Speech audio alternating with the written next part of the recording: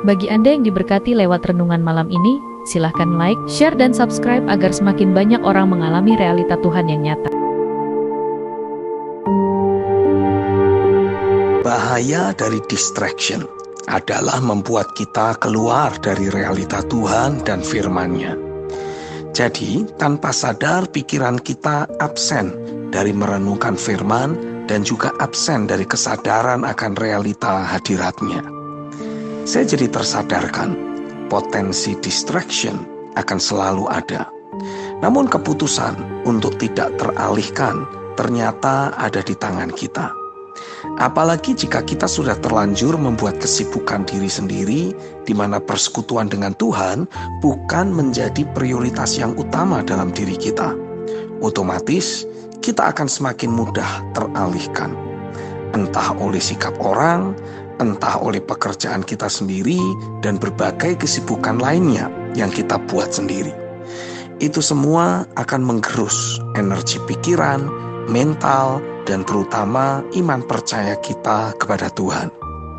Entah bagaimana, kita akan jadi mulai mengandalkan kekuatan kita sendiri untuk mengatasi ketakutan, keraguan, dan akhirnya kita mulai merasa sanggup untuk berjalan keluar dari kehendak Tuhan. Bahaya sekali kondisi tersebut. Jadi betapa penting kita meminta kepada Roh Kudus kondisi hati yang kembali murni dalam mencintai Tuhan. Hal ini membuat realita Tuhan dan firman-Nya menjadi kesukaan dalam diri kita. Karena cinta kita terhadap Tuhan yang berkobar-kobar akan memunculkan fokus yang teramat sangat kuat terhadap realita Tuhan dan firman-Nya. Kondisi cinta yang bergelora itulah yang akan membuat kita sulit teralihkan. Ibaratnya, kita seperti memasang kacamata kuda dan earbud, di mana yang kita lihat dan dengar hanyalah Tuhan dan firman-Nya. Kita sangat membutuhkan kondisi seperti itu hari-hari ini, agar kebal dari segala tawaran dunia dan suara-suara lainnya. Itulah yang membuat hidup kita tidak akan pernah berbeban berat. Jadi, jika kita ingin meminta sesuatu kepada Tuhan, mintalah hati yang mencintai Tuhan yang lebih dan lebih lagi. Markus 12 ayat 29-30 menuliskan, jawab Yesus, hukum yang terutama ialah, dengarlah hai orang Israel, Tuhan Allah kita, Tuhan itu Esa. Kasihilah Tuhan Allahmu dengan segenap hatimu, dan dengan segenap jiwamu, dan dengan segenap akal budimu, dan dengan segenap kekuatanmu.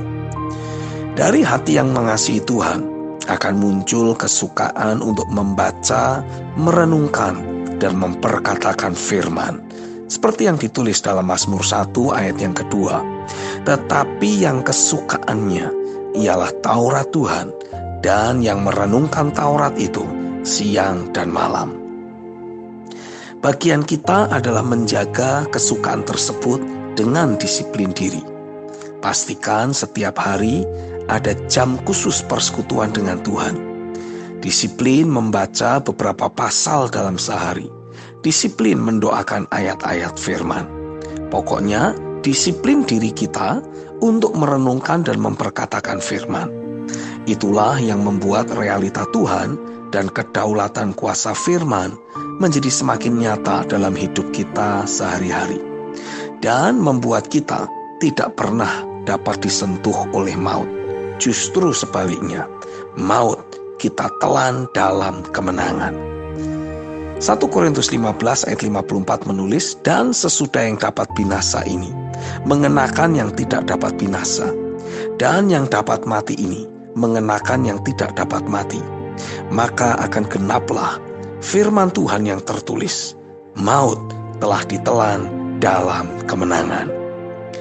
Yakinlah, jika selama ini kita diganggu oleh berbagai distraction, maka sebaliknya, kita akan menelan habis segala distraction yang ada.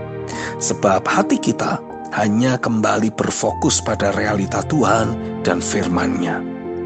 Pokoknya, jangan pernah mau teralihkan dari Tuhan dan firman-Nya. tolak berbagai alasan apapun yang membuat kita mulai menganggap wajar kondisi hati yang kehilangan realita Tuhan dan firman-Nya. Itu tidak wajar. Sewajarnya hidup kita terus terhubung dengan realita Tuhan. Amin.